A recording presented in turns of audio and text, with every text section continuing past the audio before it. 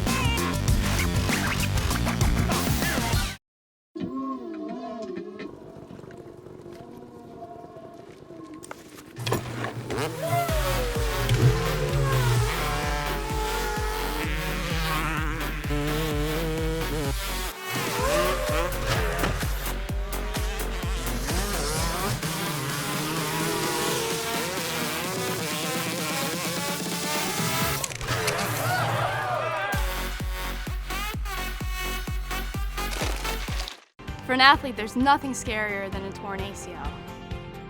Athletes trust us with their care and their careers because we're a recognized leader in sports medicine. Get back to your active life sooner with MedStar Sports Medicine. Wise Market's ice cream plant is based in Sunbury, Pennsylvania, and it's locally owned and operated. We've been making our ice cream for nearly 50 years. We create roughly 70 flavors of ice cream right now. We use local ingredients, especially our cream, which is from our milk plant. The cream is what gives our ice cream a rich and creamy texture. Now, together with our customers, we've created a product called Peanut Butter Indulgence, which will be coming out this summer. It's a peanut butter ice cream with sea salt caramel swirl and chocolate-covered pretzel. How can you go wrong with that? Personally, I love our ice cream. If you come to our house at any given time, you'll find at least 5 packets of ice cream in our freezer. Our kids grew up eating Wise quality ice cream, and now we get to treat our grandchildren to it. It's been a pleasure for me to be tasting ice cream for over 40 years to Wise Markets, and I'm loving every minute of it. Hello and welcome to the Tiger Football Report. I'm your host, Spiro Morekas. The Tigers made a trip down to Virginia to take on the number 6 Richmond Spiders.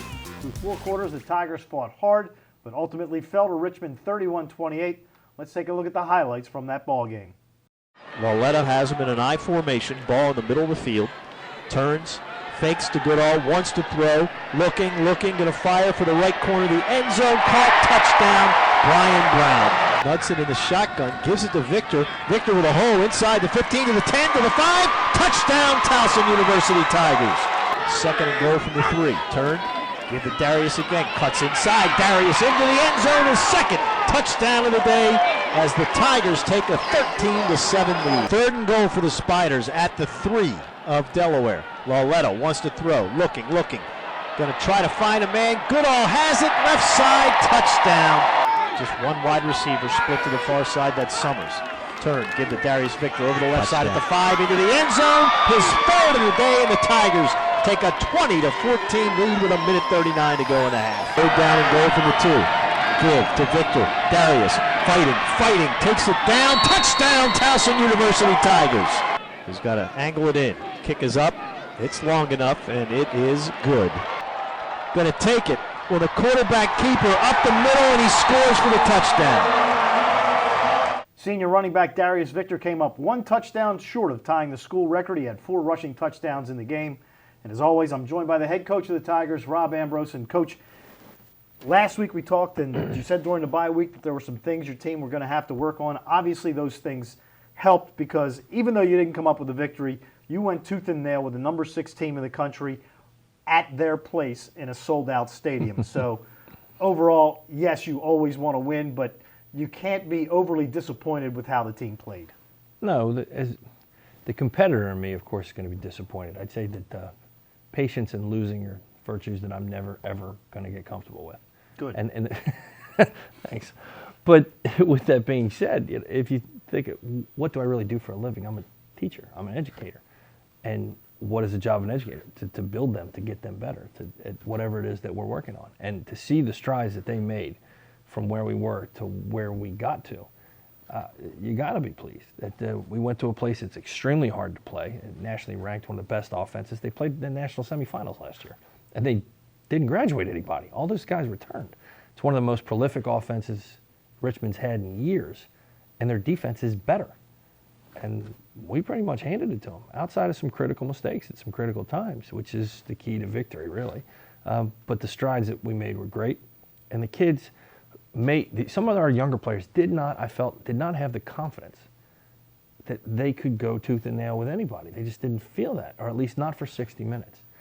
And the fog of that indecision is gone. And there's a burning confidence in a lot of these kids' eyes now that we didn't have before. And they're fun to be around. You look at the game, and you hate to point out specific plays because during the course of a football game, 20, 30, 40 plays could make a difference. Every play could make a difference. But there are a couple that kind of stand out. One being, you guys get an interception, and away from the ball is a holding call on the defense, which gives Richmond the ball back, and they eventually score. Could have been a 14-point turnaround right there. And then one of your offensive linemen jump on 4th and 1, setting you back to 4th and 6 on the final drive of the game. I guess those are the things that probably frustrate you more than anything else, huh? Oh, no, there's a ton of things. There's a million different things that there are momentum shifts in the game that, responsible. When you're playing in a hostile environment against clearly a really, really good opponent, the margin for error is very, very small. And you pointed out some big ones. We gave up points in a 2-minute drill. I mean, if you think about it, we don't give up the 2-minute drill. It's 21-14 at halftime, and we open the third quarter and score in 4 plays. So it's 28-14, 2 full scores against a team that's the number 6 team in the country at their place. It's really hard. And but this is the mind of coaches, and people don't quite understand this. We were driving before the 2-minute drill. There was a timeout on the field, and my brother and I were actually arguing. We had a play called that was, I don't want to say it's guaranteed, but it's almost a guaranteed touchdown. And there's a minute and a half left on the clock. And I said, no, we're not running that play. And he goes, why? And I said, look at the score. Look how good their offense is. We need to spend more time before we score. He goes, you're absolutely right. So we're going to run the play that we did run. He goes, we'll get some yards, but we probably won't score. Yeah, we scored.